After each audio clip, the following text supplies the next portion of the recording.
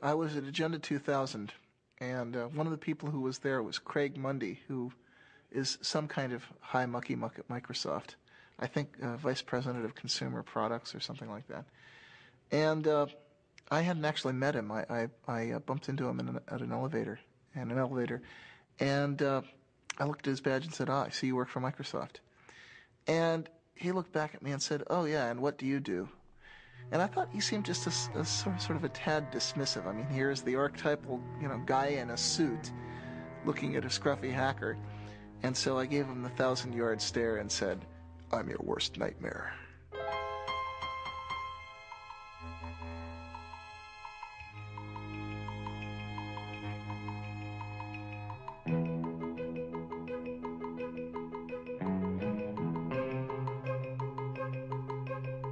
For most of its short but colorful history, the computer industry has been dominated by the Windows operating system. But that could soon change, as Windows faces a strong challenge from Linux. Silicon Valley has long been the place to develop new technology, start new companies, and get really rich. Now the Valley is the front line in a revolution fighting for that most politically incorrect of ideas, individual freedom. Day and night, a loose confederation of hackers and programmers zaps bits and pieces of computer code around the world as it builds the tools to set computer users free. Using open information and the free exchange of technology to achieve its goals, this revolution began in the 1980s with the free software movement and the GNU project, and now is most commonly associated with Linux and the open source movement. We do have one sector that is taking off today. It is the Linux-related sector. And I thought this might be a good opportunity to say, what is Linux? And I'll answer this question for you. Many of you probably already know, but there are 12 million users out there. A computer operating system developed by hundreds of programmers collaborating on the internet, a challenge to Microsoft Windows NT, very popular for its speed, and so this is what the craze is about. To kind of explain what Linux is, you have to explain what an operating system is. And the thing about an operating system is that you're never ever supposed to see it, because nobody really uses an operating system. People use programs on their computer. And the only mission in life of an operating system is to help those programs run. So an operating system never does anything on its own. It's only waiting for the programs to ask for certain resources or ask for a certain file on the disk, or ask for the programs to connect them to the outside world. And then the operating system steps in and tries to make it easy for people to write programs. Open source is a way for people to collaborate on software without being encumbered by all of the problems of intellectual property, having to negotiate contracts every time you buy a piece of software, have a lot of lawyers involved. In general, we just want to get the software to work, and we want to be able to have people contribute fixes to that, etc. So we sort of sacrifice some of the intellectual property rights and just let the whole world use the software. Before there could be Linux, there was Richard Stallman and the free software movement. I mean, think of Richard Stallman as the great philosopher, right? And think of me as the engineer. Richard Stallman is the founding father of the free software movement. Through his efforts to build the GNU operating system, he created the legal, philosophical, and technological foundation for the free software movement. Without these contributions, it's unlikely that Linux and open source would have evolved into their current forms today. I joined the MIT Artificial Intelligence Lab in 1971. I joined a thriving community of hackers, people who loved programming, loved exploring what they could do with computers, and they had developed a complete operating system, entirely written there. And I became one of the team that continued to improve the operating system, adding new capabilities. That was my job, and I loved it. We all loved it. That's why we were doing it. And we called our system the incompatible time-sharing system, which is an example of the playful spirit which defines a hacker. Hackers are people who enjoy playful cleverness. Well, it first started going wrong as the outside world started pressuring us to have passwords. We didn't have any passwords on our computer. And the reason was that the hackers who'd originally designed the system realized that passwords were a way that the administrators could control all the users. And they didn't want to build tools, locks and keys for the administrators to control them. So they just didn't do it. They left that out. And we had the philosophy that whoever's sitting at the computer should be able to do whatever he wants, and somebody else who was there yesterday shouldn't be controlling what you do today. When they put passwords onto one of the machines at MIT, I and a bunch of other hackers didn't like it. I decided to try a subversive sort of hack. I figured out how to decode the passwords, so by looking at the database of encoded passwords, I could figure out what each person would actually type to log in. And so I sent messages to people saying, hello, I see that you've chosen the password mumble, or whatever it was. How about if you do as I do? Just type enter for your password. It's much shorter, much easier to type. And, of course, with this message, I was implicitly telling them that the security was really just a joke anyway. But in addition, I was letting them in on this hack. And eventually, a fifth of all the users on that computer joined me in using just enter as their passwords. Where did the ideas that led to what is now called open source, how did that begin? Who began that? Well, it actually began with the start of computers, because at that time, software was just passed around between people. And I think it was only like in the late 70s, early 80s, that people started really closing up their software and saying, no, you can never get a look at the source code. You can't change this software, even if it's necessary for you to fix it for your own application. And you can actually blame some of that on Microsoft. They were one of the real pioneers of the proprietary software model. In the mid-1970s, a group of hackers and computer hobbyists in Silicon Valley formed the Homebrew Computer Club. In the club's January 31st, 1976 newsletter, Bill Gates of the recently formed Microsoft wrote an open letter to the community where he made a point-by-point argument for the relatively new concept of proprietary software. Up to that point, the practice of computer users had been to freely pass around software with not much thought given to its ownership. Known as an open letter to hobbyists, Bill Gates writes, "To me, the most critical thing in the hobby market right now is the lack of good software courses, books, and software itself. Without good software and an owner who understands programming, a hobby computer is wasted. Will quality software be written for the hobby market?" Gates goes on to write, "The feedback we have gotten from the hundreds of people who say they are using BASIC has all been positive. Two surprising things are apparent, however. One, most of these users never bought BASIC, and two, the amount of royalties we have received from sales to hobbyists makes the time spent on Altair BASIC worth less than $2 an hour. Why is this? As the majority of hobbyists must be aware, most of you steal your software. Hardware must be paid for, but software is something to share. Who cares if the people who worked on it get paid? Is this fair? One thing you don't do by stealing software is get back at MITS for some problem you may have had. MITS doesn't make money selling software. One thing you do is prevent good software from being written. Who can afford to do professional work for nothing? What hobbyist can put 3-man years into programming, finding all bugs, documenting his product, and distribute it for free? The fact is, no one besides us has invested a lot of money in hobby software. What about the guys who resell Altair BASIC? Aren't they making money on hobby software? Yes, but those who have been reported to us may lose in the end. They are the ones who give hobbyists a bad name and should be kicked out of any club meeting they show up at. I would appreciate letters from anyone who wants to pay up or has a suggestion or comment. Signed, Bill Gates, General Partner, Microsoft." In the late 70s and early 1980s, Richard Stallman was doing artificial intelligence research and coding at the MIT Artificial Intelligence Lab. Richard had a number of negative experiences during that period which soured him on the whole idea of commercial software. Such as?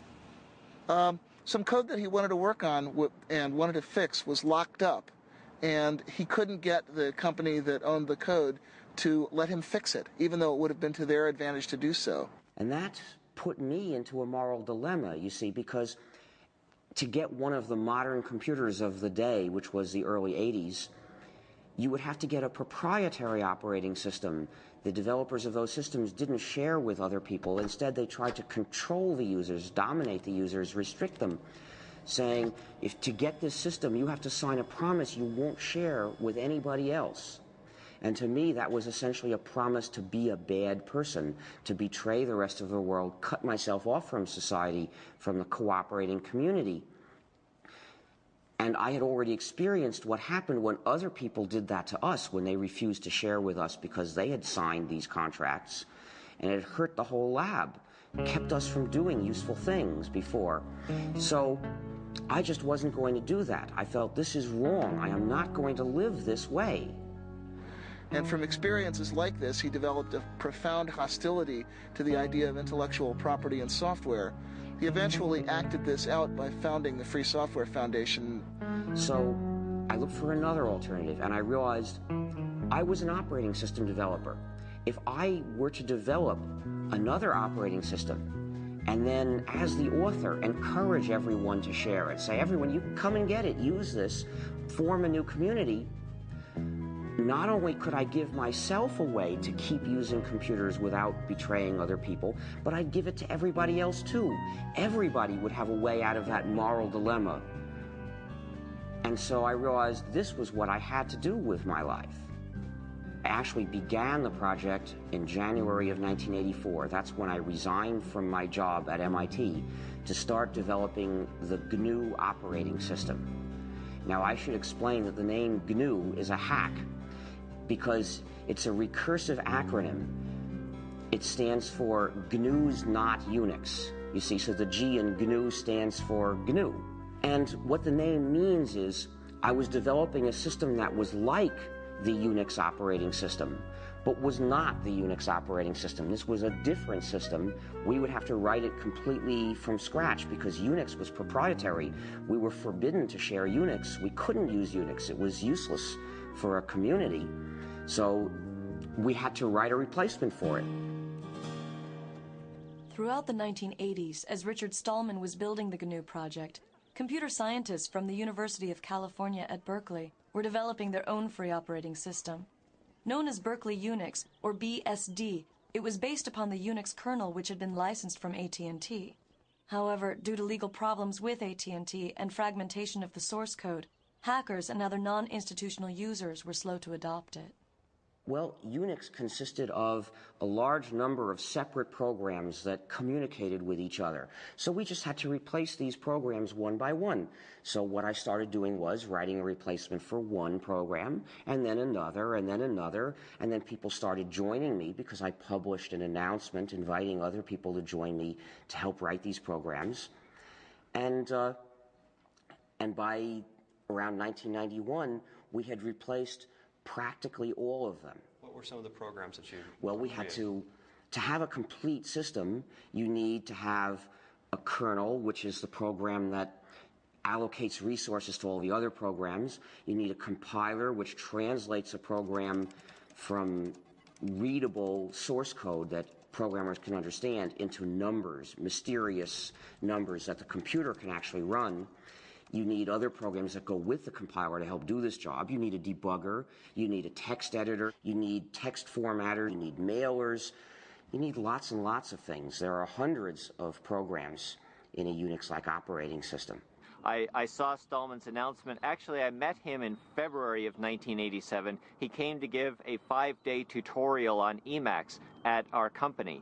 And during the day, he would explain new ways to think about Emacs and ways to extend and enhance it and to use the Emacs source code for better or worse. But in the evening, he was busily working on this compiler, and he had not yet released it to the public, so he was being a little bit careful about who got to see the source code. But I was very eager, and when he first announced it in June, I downloaded it immediately. I played with it. I got some pointers from him, and when I sent the source code back to him, he was very actually amazed at how quickly I was able to ramp up on his technology. Whenever we worked on something at Stanford or in the university, we would get, mostly at the time we were working off of machines from Digital Equipment or Sun, mostly Sun. Whenever we would get a Sun machine, the first thing we would do is we would spend literally days downloading GNU free software from the internet, building it and installing it on that Sun machine. The crucial thing about GNU is that it's free software. Now, free software refers not to price, but to freedom.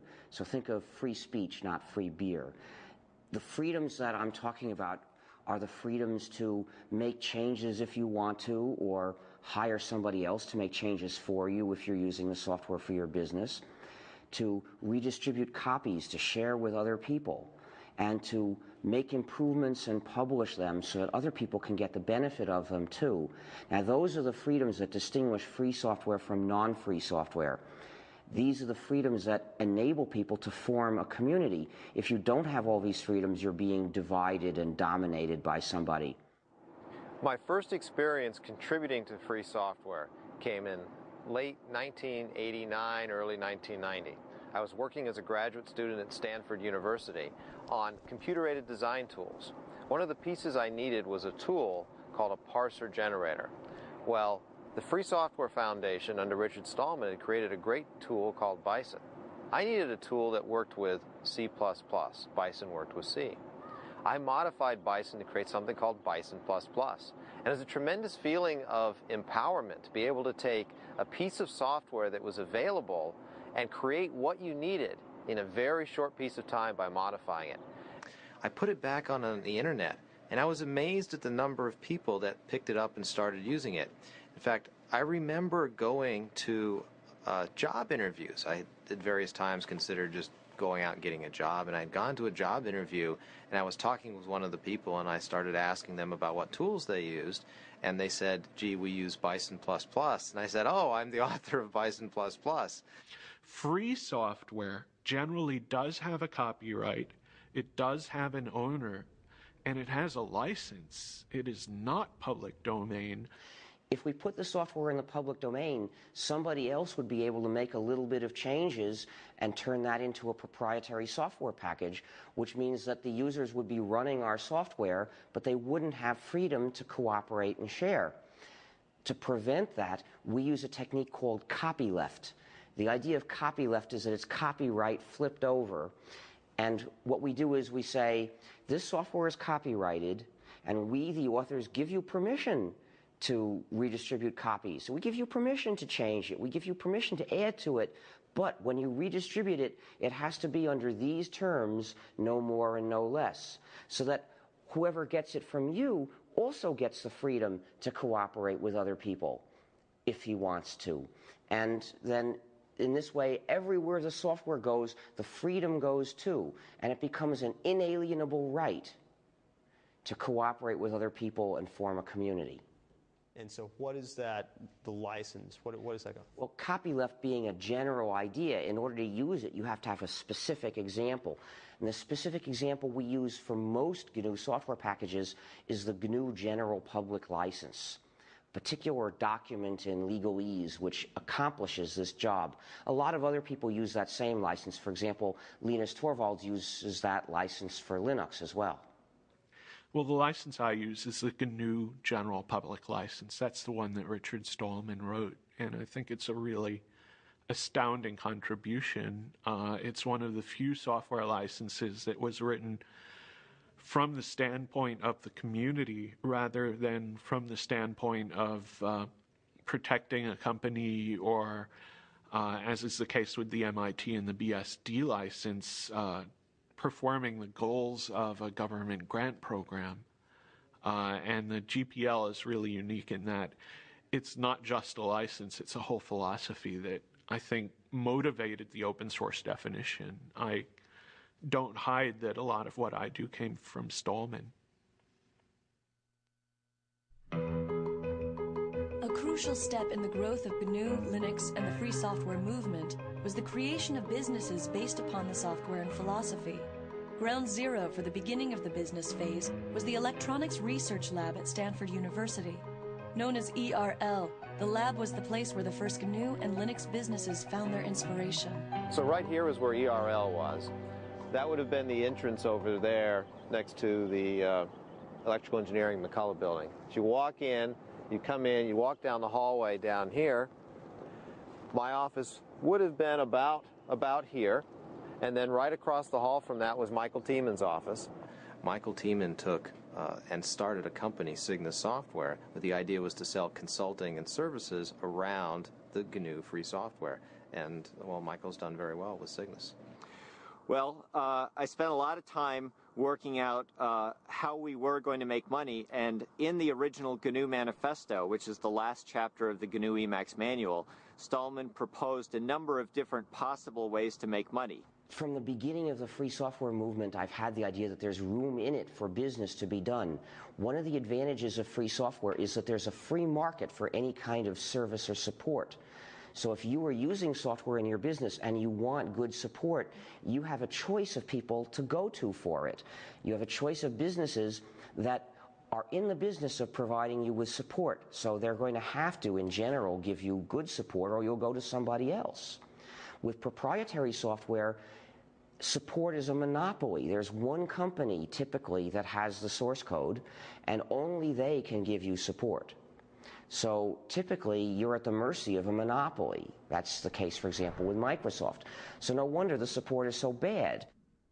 The benefits of free software were tremendous, but the cost of supporting it internally made managers very, very nervous. And so the fundamental idea I had was, if we could build a model that could deliver 2 to 4 times the support and hand-holding capability that an internal engineer could provide, and we could do it at 1/2 to 1/4 of the cost, that would meet the test of whether or not people would actually buy.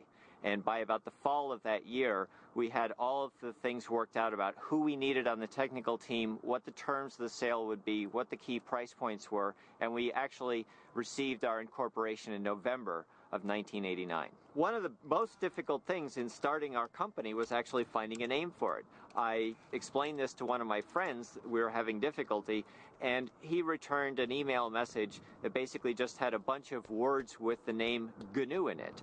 And Cygnus was the one that looked least obnoxious and least obscene. I can say very clearly that Cygnus was the first business that specialized in free software. Cygnus supported free software, filled a very essential niche because we had this great software. You could get it for nothing, but you couldn't get support, and they made their money by charging for support. The GNU project started by building a toolkit of basic development tools such as a C compiler, a debugger, a text editor, and other necessary apparatus. And their intention was eventually to develop a kernel to sit underneath those and be the center of the operating system. By about 1990, they had successfully developed that toolkit, and it was in wide use on a great many variants of Unix, but there was still no free kernel. The kernel happened to be one of the last things we started to do, and we had started it not long before. And that's when Linus Torvalds came along. Linus or Linus? What's your preferred pronunciation? When I speak Swedish, it's Linus. When I speak Finnish, it's Linus. When I speak English, it's Linus. And I really don't care how people pronounce my name. But Linux is always Linux. He developed a kernel and got it working faster than we got ours working, and got it to work very nicely and solidly. His kernel is called Linux. The initial goal was my very personal goal, to be able to run a similar environment on my computer that I had grown used to at the university computers. And I could not find anything that suited me for that, right? So having been doing computers for all my life, basically, at that point I just decided that I'll do my own. Most of the inspiration early on came from Sun OS, which was what I was using at the university at the time. Which university? University of Helsinki in Finland. From 1991 to about 1993 was really, I guess, the infancy period of Linux. That was when it was still only alpha or beta quality. It was relatively unstable, although even then it was a good deal more stable than a lot of what are now called production operating systems. Linus used the traditional tried and true method of writing one program that does the job, and he got it to work quickly, in fact, faster than I would have thought was possible.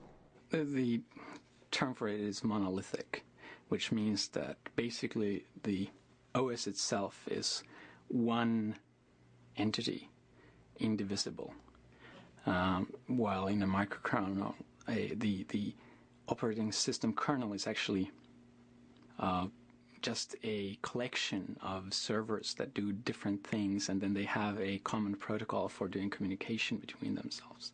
So why is it that if the GNU project had so much lead time, so to speak, doing this, why is it that he was able to kind of come in at the tail end, well, so to speak? We actually started the GNU herd not long before he started Linux.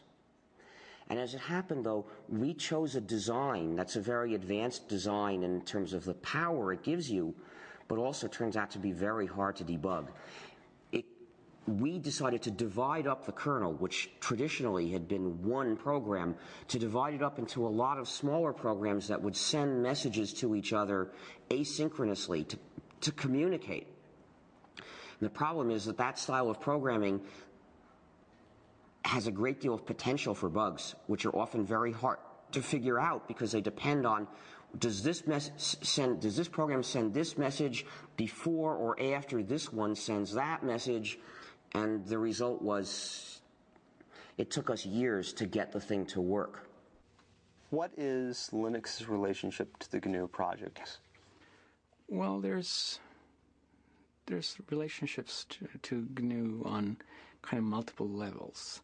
One is just the philosophical level of thinking that making your source open is a good idea. When Linus developed the kernel, he wasn't doing it for the GNU project. He did it independently. And he released it independently, and we didn't know about it. But some of the people who did know about it decided to look for what else they could find to put together with that kernel to make a whole system. And they looked around, and lo and behold, everything they needed was already available. What good fortune, they thought, but actually there was no chance about it. They had found all the pieces of the GNU system, which was missing just the kernel. So when they put all that together, really they were fitting Linux into the gap in the GNU system, but they didn't know that. There's a lot of these programs done by the Free Software Foundation and done by other people like Linux, and there's a symbiosis between Linux and the programs, so that the programs run on Linux and at the same time, and they take advantage of Linux as a platform, while Linux takes advantage of the programs by just being able to use them. What programs?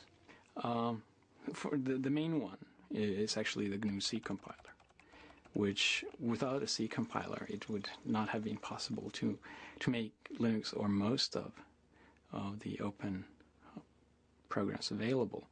Linux uses the GPL, and I agree with the kind of philosophy behind the GPL. That said, the GPL itself is not a very pretty document, which is probably just because no lawyers can ever be very pretty.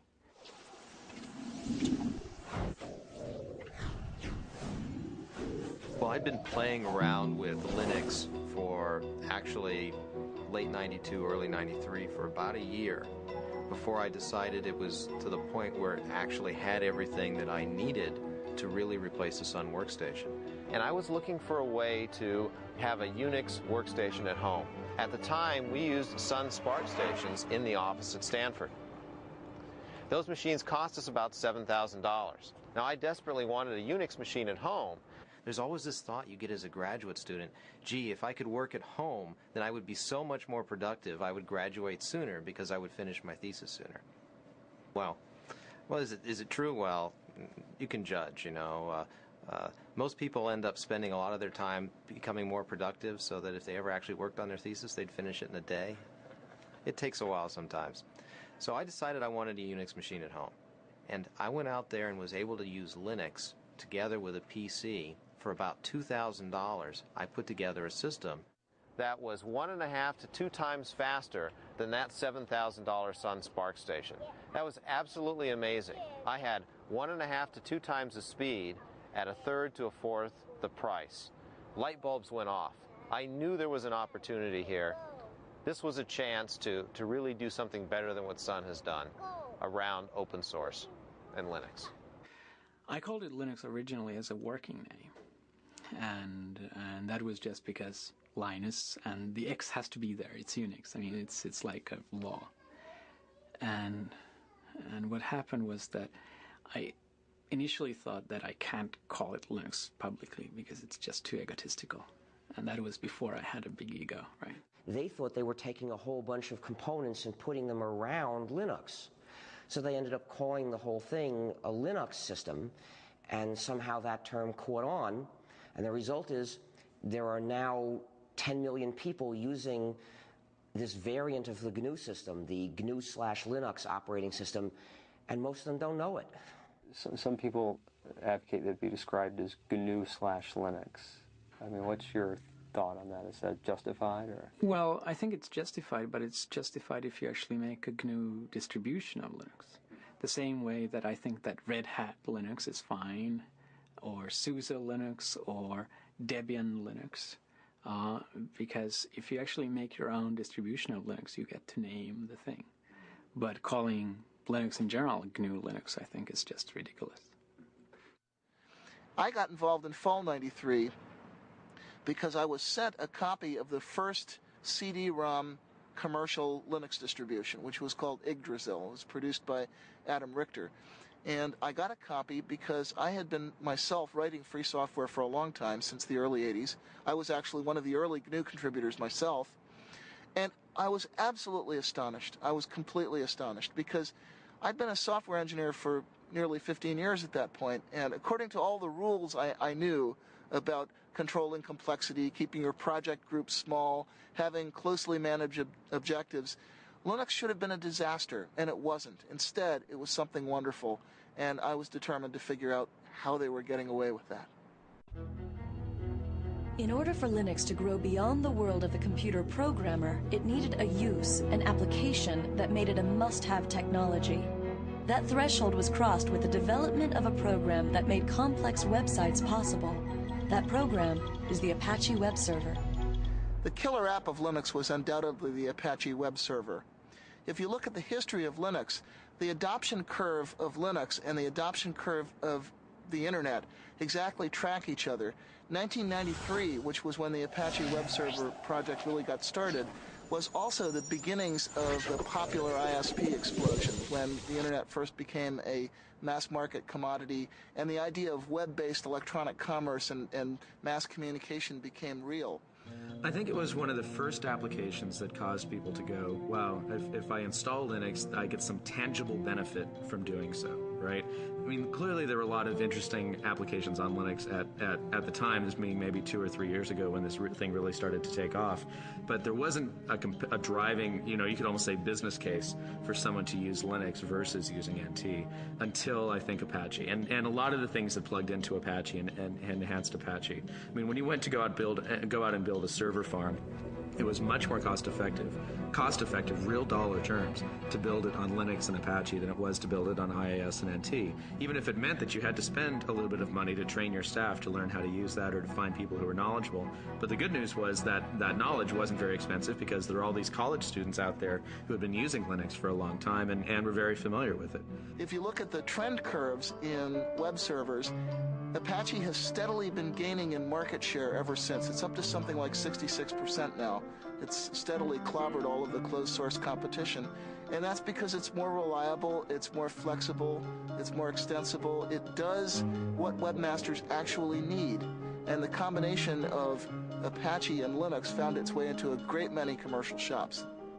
Essentially, Apache became the application that motivated internet service providers and e-commerce companies to choose Linux over Microsoft's Windows. It would probably run best on Linux and on FreeBSD. And the reason is the communities around those operating systems are also the communities that contribute the most back to Apache, right? And they were also the operating systems that internet service providers started using very heavily as well. And internet service providers really liked Apache because it allowed them to do a lot of different things that some of the commercial web servers didn't, such as the ability to host more than one website on a single box, which clearly if you're an ISP and you have 40,000 users and they all want their own website is going to be pretty important to you. One of the key factors in the growth of Linux was the creation of companies that specialized in the distribution and support of the operating system itself. Among these companies, Red Hat Software is the best known. Red Hat started as the product of Mark Ewing.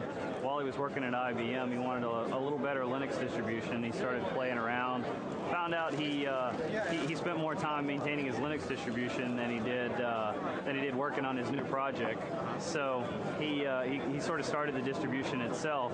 He met up with Bob Young, who at the time was running a company called ACC Bookstore, which was a mail-order PC Unix catalog.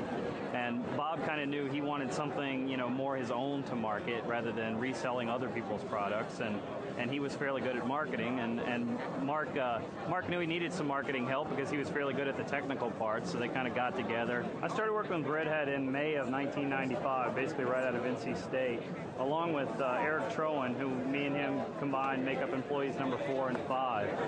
And we actually reported to work at an apartment that Mark Ewing used to live in. We took it over as kind of the development part of Red Hat Software, and stayed that way till about November of 1995 when a toilet we had in the apartment kind of exploded, flooded our downstairs neighbor, and she got a little upset, and the apartment folks found out we were running a business there instead of actually living there at the same time, so they decided to throw us out. So at that point we had about a week to go find our first office, which we did, and get ourselves moved in a hurry. So.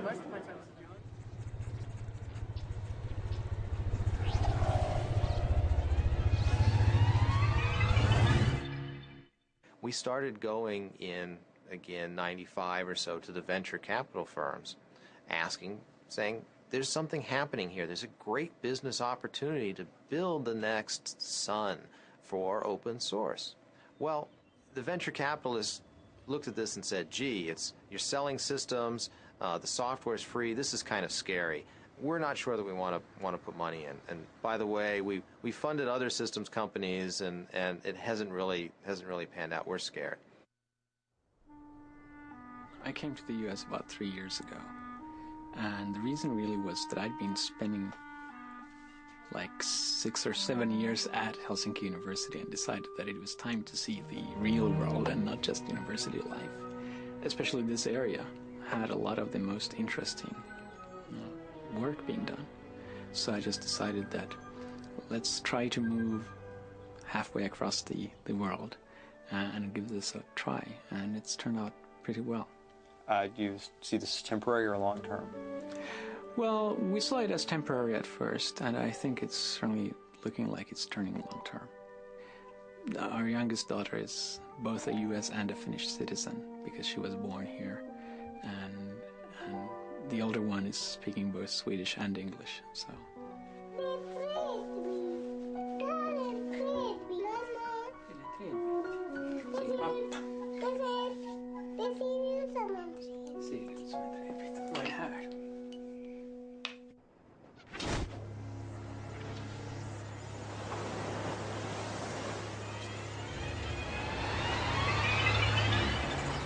The next major event was one that I had a direct hand in.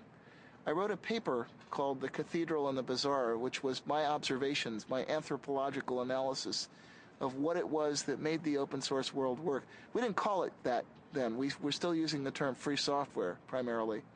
So it was my observation of what made the free software world work and why we were able to produce extremely high quality software in spite of constantly violating all of the standard rules of software engineering. In that paper, I was setting up a contrast between two different styles of development, two opposed styles of development. One, which is the conventional closed development style, which I called the cathedral style. In that one, you have tight specification of objectives, small project groups which are run in a fairly hierarchical, authoritarian manner, and you have long release intervals. On the other hand, what I identified as happening in the Linux world was a much more peer-to-peer, decentralized market or bazaar-like style in which you have very short release intervals and constant solicitation of feedback from people who are formally outside the project, a very intense peer review process. And the startling thing was that the more I looked at this, the more it seemed that trading away all the supposed advantages of conventional closed development for that one single advantage of massive independent peer review actually seem to win, actually seem to get you good results. The reason Netscape is important is that they were the first large company to participate in open source. We had Cygnus providing support, but we didn't really have much business. And Netscape went to open source essentially as a way to fight Microsoft, which was giving away Internet Explorer, but not letting anyone else have the source code, not letting companies collaborate. Working as part of the sales force, I got a good idea of why people bought our software and what it took to make our software successful in the marketplace against competitive products. However, the problem we were seeing is that as time went on, our software was being competed against by other people's software, particularly Microsoft's. And as time went on, the price of our software had to drop because other people were giving their software away at no charge or at little charge. No, the real problem was that they feared that Microsoft would achieve a monopoly lock on the browser market, and they would then use that monopoly lock to pervert, actually, the HTTP and HTML standards that the web depends on. And once they had turned those standards into lock-in devices, they could then use that control to drive Netscape out of the server market, which is where it was making its real money. My concern was that as time went on, Netscape's business would be threatened by the fact that we didn't have enough people to do all the things we needed to do as a company in order to keep our software viable in the marketplace. The Netscape release happened in early 1998. And I was told later, I had no idea at the time, that it came about as a direct result of the right people having read The Cathedral and the Bazaar. The Cathedral and the Bazaar, the paper by Eric Raymond, was a significant influence on Netscape's decision to release source code. Came as a complete shock to me. I wasn't really ready for the thought that I was changing the world, even by accident. However, it was not by any means the only influence on that decision, and not necessarily the most important one when all is said and done. As I said, Netscape had already been talking about releasing source code for quite some time before anybody had ever heard of Eric's paper. Linux Congress in early 1997, which was the first place that I gave that paper, and one of the people who heard it was Tim O'Reilly of O'Reilly Associates, and he thought it was pretty intriguing. And he asked me to give it at his first Perl conference, which was later that year, in fall of '97. And apparently what happened, I was told later, although I had no idea this was happening at the time, is that some people from Netscape actually heard the paper at the Perl conference and took those ideas back to Netscape, and they kind of lit a fire there. The role of my paper was essentially to make the internal case at Netscape, to make the business case for why Netscape should release its source code. The paper was called Netscape Source Code as Netscape Product. A strange title. Essentially, what the title meant was that, in my opinion, we needed to think of source code not just as something that was used in creating our products, but as something that was a product in its own right, something that customers might use, other people might use. I then looked at what the business models might be if we release source code for our products. How would we license them?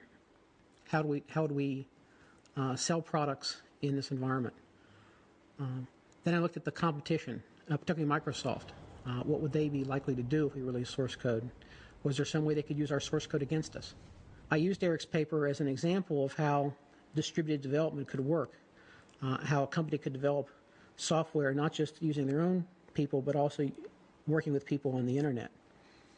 And that's why I included a reference to Eric's paper in my paper. Once my paper was circulated, the people who read my paper would naturally enough find a reference to Eric's paper and read that as well. And who was involved in making that happen at Netscape? Primarily, the person who made the actual decision was Jim Barksdale. And this turned out to be important later, that our big win, the big score that gave us mainstream visibility and credibility with investors, came not because of bottom-up evangelism from a bunch of engineers, but because one strategist at the top saw the potential power of this method and then essentially imposed that vision on everyone underneath him. When I completed the paper, I first gave a copy to Mark Andreessen, who was co-founder of Netscape and was at the time in the senior management team at Netscape. Mark then gave a copy of the paper to several other people within Netscape management, including Jim Barksdale. I'm not sure exactly when Jim and the other senior managers made the actual decision. I believe it was in early January sometime. Netscape actually announced that it was going to release the source code on January 22nd, at the same time that they released that they were going to give Communicator away for free. When Netscape decided to release the source code, people sort of got a wake-up notice that said, hey, maybe there is something to this idea of releasing source code and doing development with people outside your company. So Netscape's decision brought a lot of public attention to the idea of free software, what became known as open source, and brought a lot of attention to the Linux operating system, which was one of the most prominent examples of open source software at that time.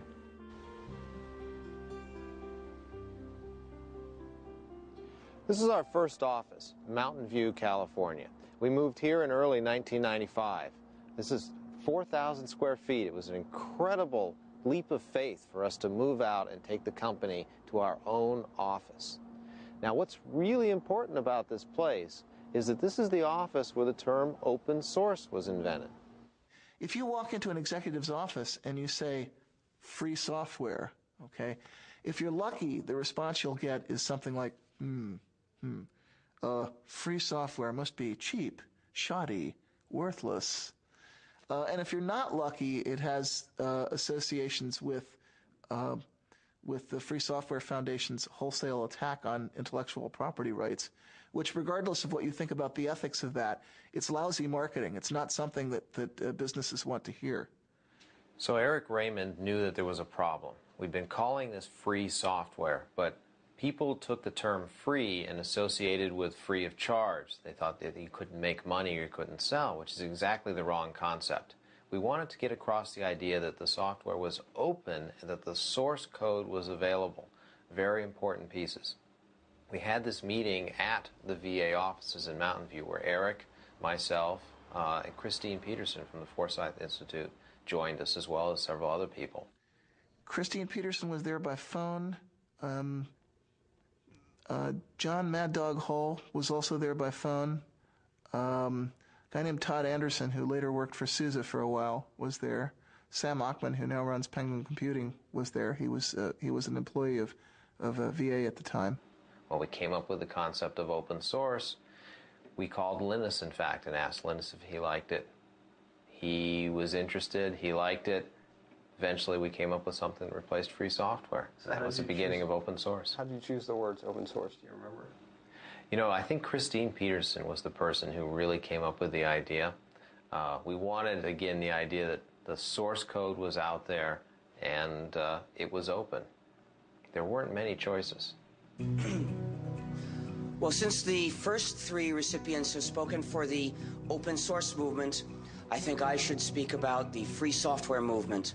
The open source movement focuses on practical advantages that you can get by having a community of users who can cooperate on interchanging and improving software.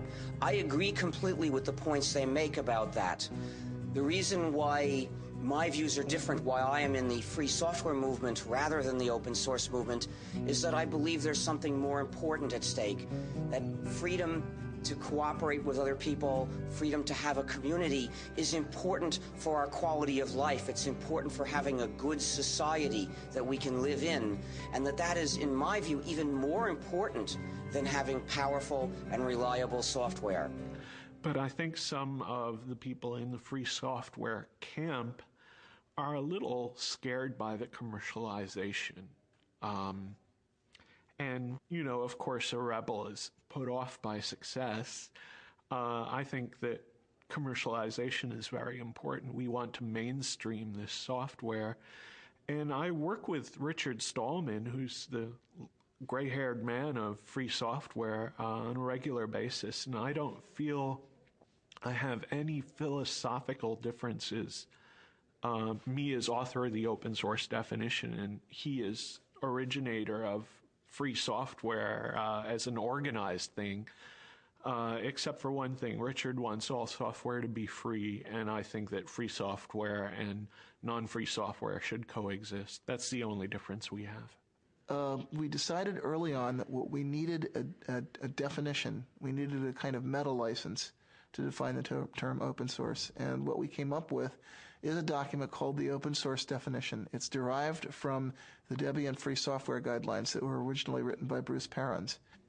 I had written the original draft of that, discussed it for a month with the Debian developers. Debian is a Linux distribution, and made it their project policy. And Eric and I decided to relabel what we'd written for Debian as the open source definition, and to say open source is software that gives you a list of 9 rights, which is in the open source definition. The first right is free redistribution. This doesn't mean free as in no price, it means liberty. You have to be free to redistribute your software to someone else, and actually no price is a side effect. You can charge for that redistribution or not. It has to come with source code so that someone can maintain a program. If they go from a PC to a Mac, for example, they can change the software. Derived works have to be possible. If someone has to improve your program, they should be able to distribute the result. There's a provision about integrity of the author's source code, which says that the author can sort of maintain their honor, and if you make a change, you might have to change the name of the program or mark out your change very clearly so that your change doesn't reflect on the author. There's no discrimination against people or groups. The example I usually use is you can't stop an abortion clinic or an anti-abortion activist from using the software. There's no discrimination against fields of endeavor, and that means the software has to be usable in a business as well as in a school. The license has to be distributable. In other words, I have to be able to give that license to someone, and that license then should work if that someone gives it to yet a third person. The license can't be specific to a product. In other words, if I distribute my software on a Red Hat system, the license can't say you can't distribute this on a SUSE or a Debian system. The license can't contaminate other software. So if I distribute this on a CD with another program, it can't say that other program must be free, otherwise you can't distribute my software. And then the only other part of the open source definition is a list of licenses that were accepted. And the ones that we started with were the GPL, which was actually the example for a lot of what's in the open source definition, the BSD license, because software for BSD system pre-existed Linux.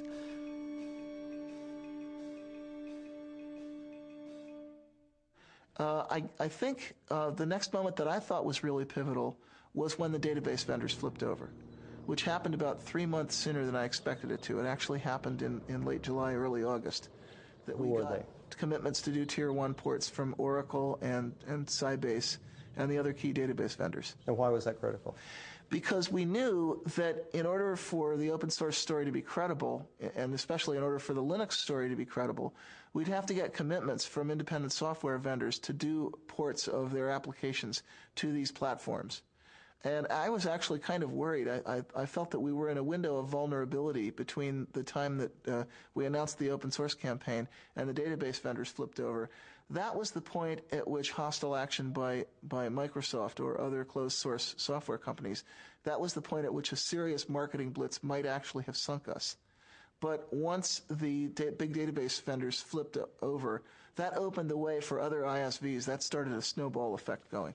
Every 6 months or so, I would come back to the venture capitalists and I would show them the new numbers, showing more and more people adopting Linux, the new people porting, new users, and I'd show them our customer list. And our customer list was getting much more impressive. It was people like Cisco that were beginning to appear. People like the .com companies were starting to show up on our customer list. And eventually the venture capitalists, they kept looking at it and they kept saying, oh, we can't quite do it. Finally, Linus appeared on the cover of Fortune because there was something happening with open source. Well, at that point, the the venture capitalists couldn't ignore it. They just got sick of hearing about Linux everywhere, and they got tired of me just, showing it to them every at that point almost every week. So they decided it was time to invest, that there was something happening. Well, I announced open source to the world on the internet. I did a lot of the early administrative work of starting the open source initiative. And I think 6 months later, I was reading the words open source in the news all the time and was totally astounded. And a year later, I believe Microsoft was talking about releasing some source code. And someone in the press asked Steve Ballmer if they were going to open source their code. And Steve Ballmer said, well, open source means more than just releasing the source code. And I realized that he had read my document and understood it and was now telling the press about this. Now, if you're like just a guy on the net who's not doing this for a job at all, and you sort of write a manifesto and it spreads out through the world, and a year later the vice president of Microsoft is talking about that, you'd think you were on drugs, wouldn't you? But that's what really happened.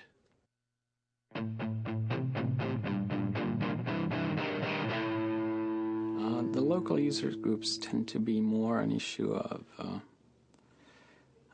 building a social network, especially getting people familiarized with the issues, also just acting as a kind of support network for people who do not, for example, have the ability to pay for a commercial support network. So one thing they're doing in this area, for example, is they're making these, I think it's once a month, they're having install fests, which means that people who have problems getting Linux installed on their machine or have some issue, I mean, maybe they've actually installed Linux but want to set up the network in a specific way, can actually bring in their machines to this users group meeting. And there's a lot of people there willing to help who've maybe seen that problem before.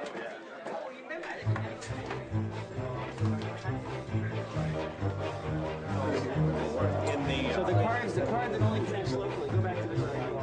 Well, actually things aren't going so well. I tried it earlier myself. I had problems, and so I came to this install fest where all the gurus abound. Hopefully I'll have better luck getting it in. Instead of sending emails or writing to news groups on the internet and waiting several days for the answer sometimes, it's easy to come here and find other people who might know about your problem and may be able to help you. And hopefully within a few hours you have your machine installed. Originally I wanted to install on my larger laptop, and so I just did a search on the net and found where there were resources to get help. And I'm here today because I'm trying to put Linux on this little guy right here, which is a Toshiba Libretto. It's not the easiest thing in the world to do because it's a weird piece of hardware. So, are there any chairs around here?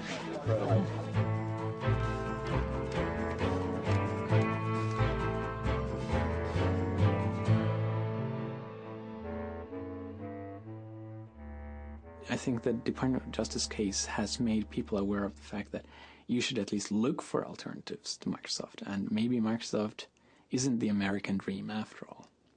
And that kind of shift in perception, you can very clearly see that people just took Microsoft for granted.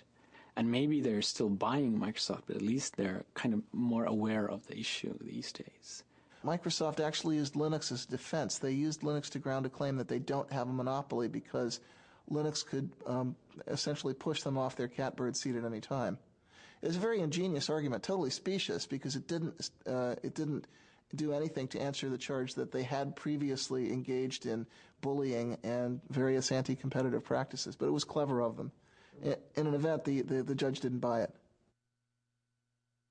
Well, ordinarily we in the Linux community are rather wary about letting Microsoft become the issue, but there was a Slashdot article about December of '98 where a fellow named Matt at the Noodle had pointed out that a gentleman in Australia had managed to receive a refund for the unused copy of Windows that came with his computer. So he declared the 19th of January, was it January? It's February, I'm sorry, the 19th of February, he declared the 19th of February Windows Refund Day, and he encouraged everyone to go to their computer manufacturers and return their unused copies of Windows as it was specified in the Windows End User License Agreement.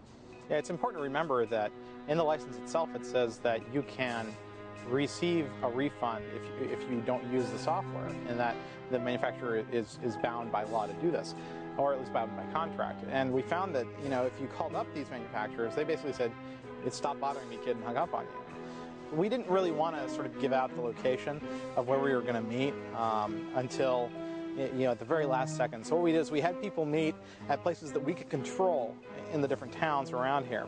So I was the San Jose marshal, and I believe, Nick, you were the San Francisco? Rick Moen and I did San Francisco. Right. Yeah. And so we had maps there, and we handed them off to everybody who was coming. Well, we actually met at a Denny's that's just outside the Foster City limits, Foster city limits, which meant also that it was just outside the Foster City police jurisdiction, which meant that any incidents that happened at the meeting point happened in the jurisdiction of San Mateo, and if they told us to get lost, we'd say, fine, we're going to Foster City, bye. It's sort of the Dukes of Hazzard method of avoiding the cops, so. Well, actually, we marched on the other side of this building. We marched around and up onto the parking structure that's up there. And that's where Microsoft had a reception laid out for us with drinks and a big sign that said, you know, Microsoft welcomes the open source community. And the local news cameras got shots of Eric Raymond and the Microsoft representative. The Microsoft story seemed to mostly be that this was not an issue for Microsoft, but rather from the OEMs. So we all needed to go back to our computer manufacturers and try yet again to try and get a refund from them. We responded to them saying, you know, we've tried that, it's not possible. We need Microsoft to take action at this point. And they just repeated the tagline over and over again. You need to go to the OEMs, the manufacturers, and get your refunds there. We had about 150 people, probably about half of which had signs and such, so. Well, we ended up actually right in this courtyard here. Basically, we originally gathered outside. Various people sent groups in. People from the FreeBSD camp sent a couple folks in. We had Eric Raymond and Chris actually tried to go up eventually. And, they had blocked the elevators off to us. Where are their offices? Their offices are right up here on the 9th floor.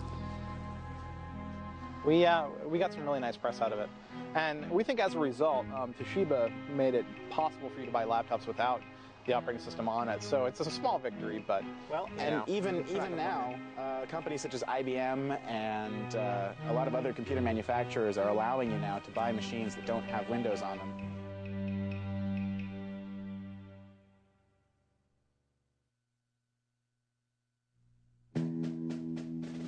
You know, when I was a kid and I went to school, the teachers were trying to teach us to share. They said if you bring some candy, you can't eat it all yourself, you've got to share it with the other kids. But now the administration says teachers should be teaching kids to say yes to licensing. If you bring some software to school, oh no, don't share it. Sharing means you're a pirate. Sharing means you'll be put in jail. That's not the way society should work. We need the goodwill, the willingness to help other people, at least when it's not too hard, because that's the basis of society. That's the fundamental resource that gives us a society instead of a dog-eat-dog jungle. So what about people that say that if you have rampant piracy, it will eliminate the profit motive, and then in the creative works, software will not be? Well, they're wrong on both counts. For one thing, people are making a profit from developing free software, but for another, the freedom to have a community is more important. People that casually look at open source free software and think, well, because you're supposed to share and do it for people's goodwill, doesn't that seem somewhat communist? What's your response? Absolute nonsense. It makes me really angry when people do that. Well, back in 1989, actually, communism would have been a compliment. The word that people were using at that time was crazy. I wanted them to use capitalism. Communism is an ideology that forces people to share. If you don't share, you get thrown in jail or killed. In 1990, we got a visit from a director of an institute in Moscow University. And actually, I saw him in Helsinki just 2 weeks ago. But in any event, he came by, and Richard Stallman had suggested that he visit Cygnus because he was interested in understanding how the free software model might apply to stimulating entrepreneurial innovation in Russia, of all places. And we had been kind of secretive about our business plan because we weren't really sure that it was going to work, and we didn't want to look too stupid if it failed. But I was very, very open with him, and the more I told him, the more he started shaking his head like this. And I finally said, what's wrong? And he said, this sounds too much like communism to be successful in Russia. You go to a gulag and end up in a mass grave with a bullet in the back of your head. Open source is not communism because it doesn't force people. Karl Marx did not invent helping your neighbor. It's not communist to have a commons. A commons existed long before communism as a philosophy of government. There are many commons in our lives. For example, we drive on the highway, something that is maintained for our common good.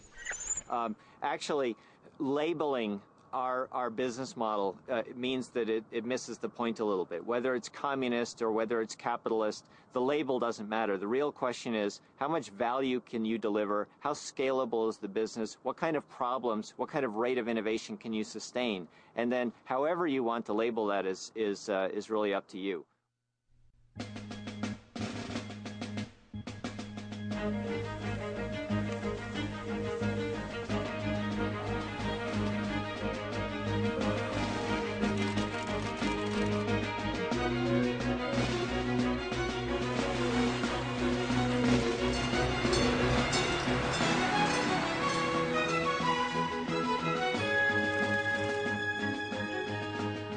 A lot of people described that August Linux World as Linux's coming out party.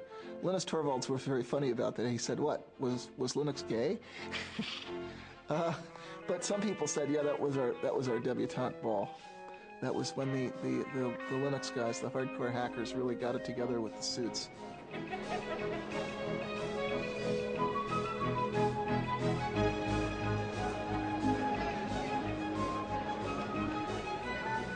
At 3 p.m. on August 10th, 1999, Linus Torvalds delivered the keynote address at Linux World. The crowd of 6,000 people began lining up at 12 noon.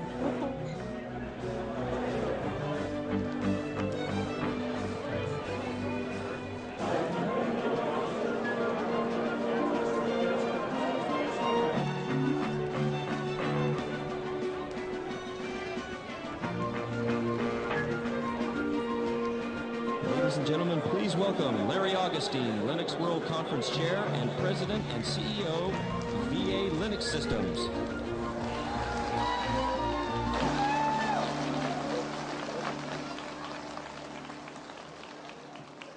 These guys have to clap. I pay them. Thank you all for being here. It looks like it's been a great show so far. If you'll indulge me for a moment, I'm going to try and avoid the glare of the lights and just I still think there's a lot of people, even though this is the second show, I still think there's a lot of people who don't quite get what it is that's so exciting about Linux. So there's this great show going on next door, there's huge exhibits and everything, but it's the people out here that are the real contributors, not those companies. The person on next, I know you all know, so I don't have to give anything in the way of introduction. Ladies and gentlemen, I give you Linus Torvalds. Linus.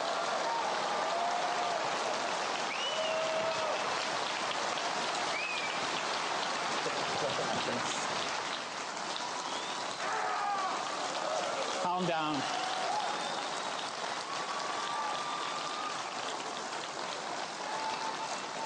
Calm down. Say, ooh. Yes. I don't want to just give one of my normal talks because I find them boring. Probably by now most of you find them boring too because you've heard them like 10 times. But after the technical update, we'll actually try whether we can do a questions and answers session with 5,000 people or how many of you there are there.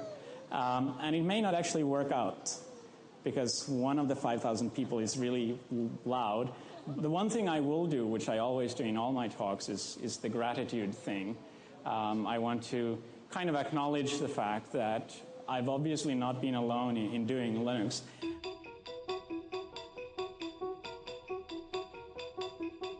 Red Hat up 228%. This is the IPO that everybody was waiting for. They, of course, are behind the Linux operating software.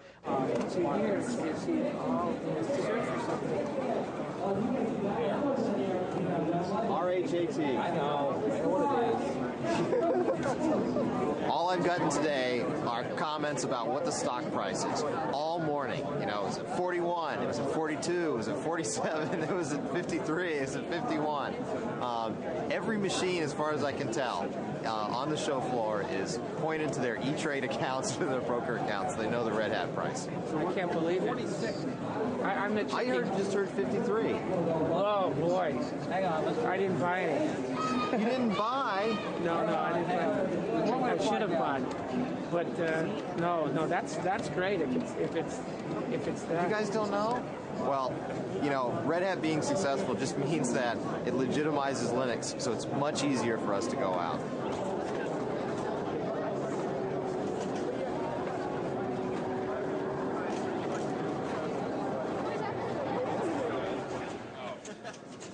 Yeah, our made-for-digital homoerotic adventure kits. The government confiscated that one. Yeah. It's kind of been a little bit divided.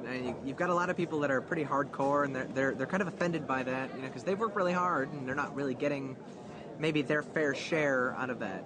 Some people do get ticked, and you know the thing that you see that on a lot of mailing lists or on Slashdot. You know, you'll read, this guy is really mad because he didn't get a chance to didn't get a chance to get stock from Red Hat.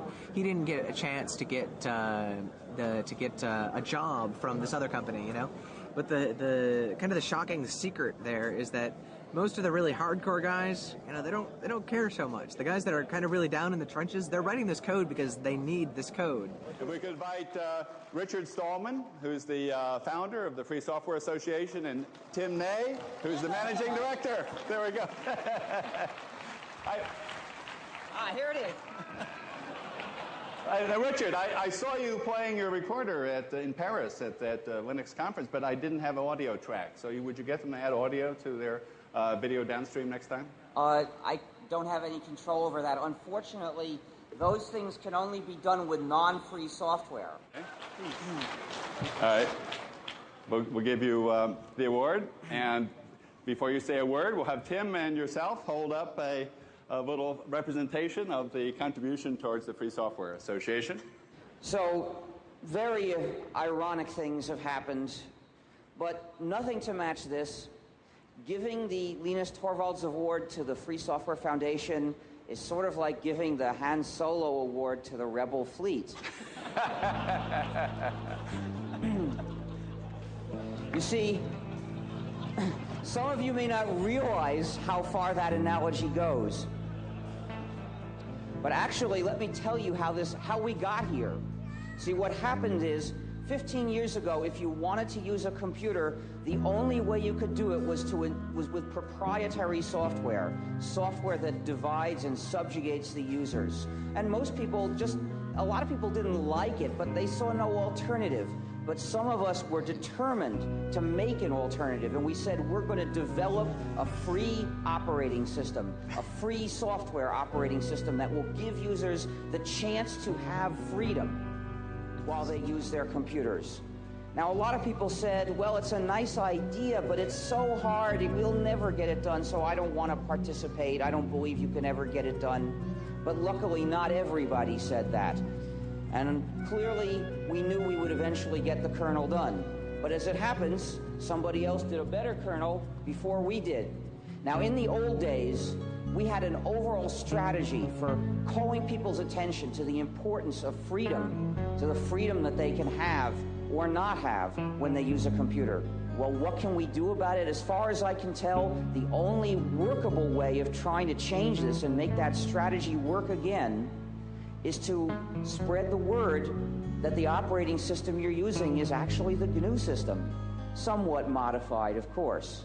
And when people know this, they'll take a look at the reasons we developed this system, they'll think about these issues, and some of them will decide they agree. So I ask people, please tell people this is the GNU system. It's the combination of GNU and Linux, so we can call it GNU/Linux.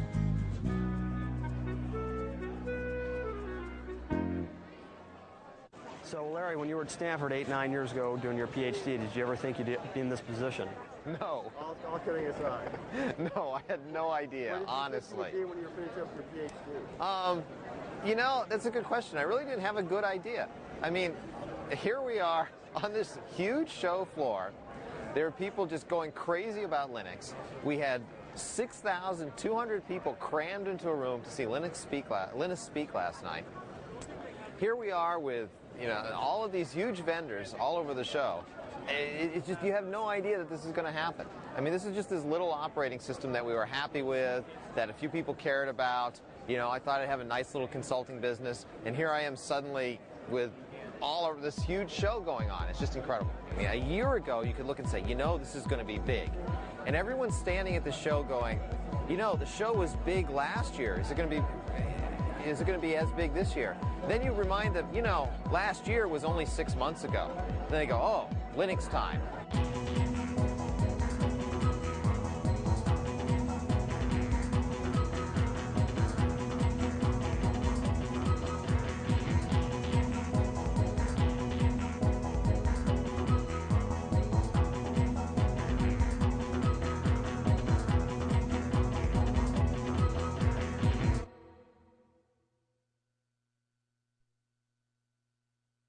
So leading up to the IPO, we had arrived actually in San Diego on Tuesday night.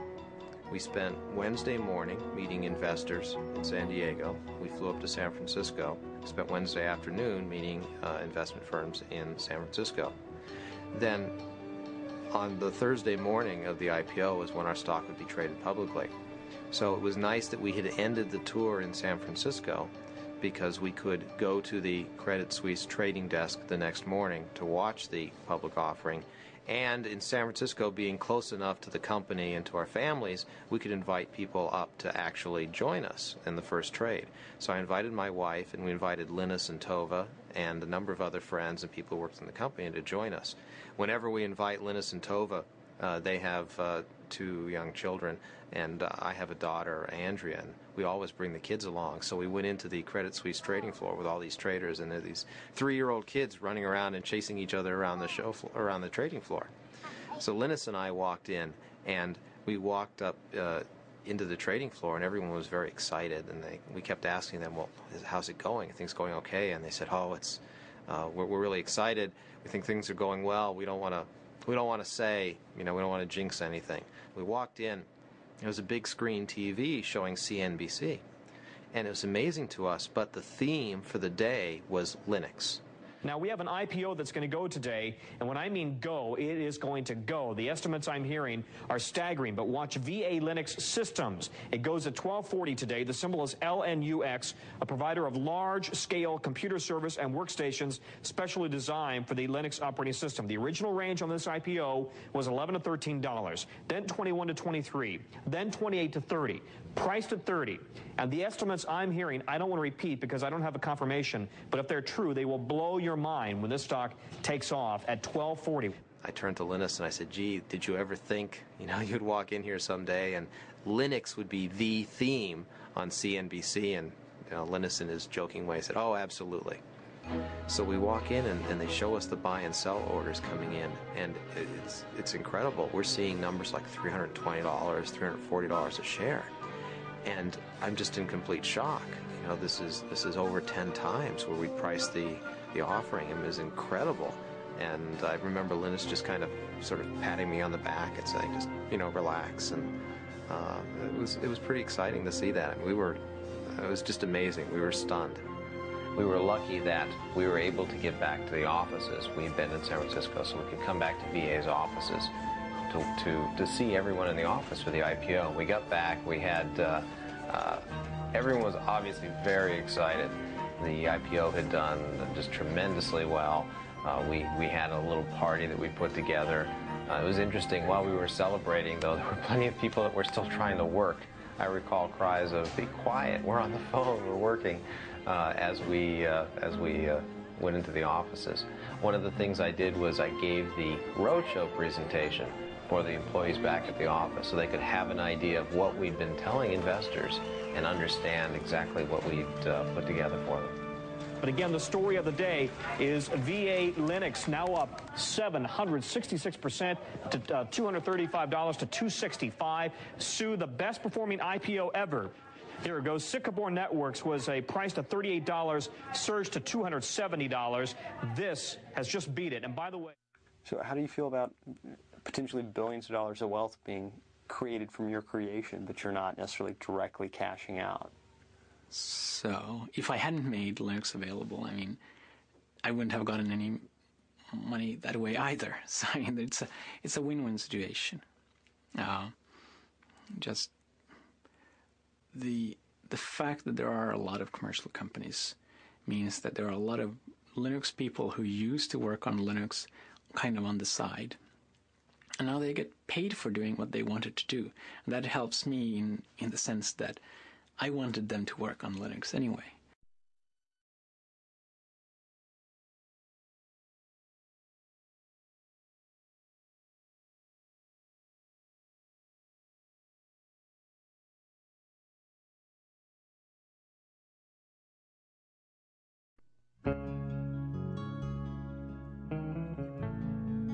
The whole GNU project is really one big hack.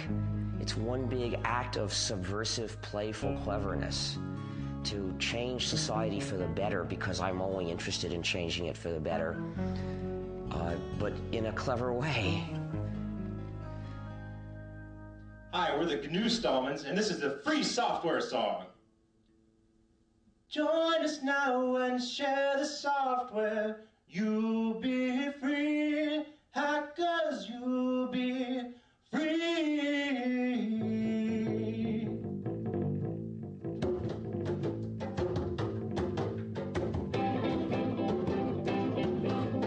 Others may get piles of money, that is true. Hackers, that is true.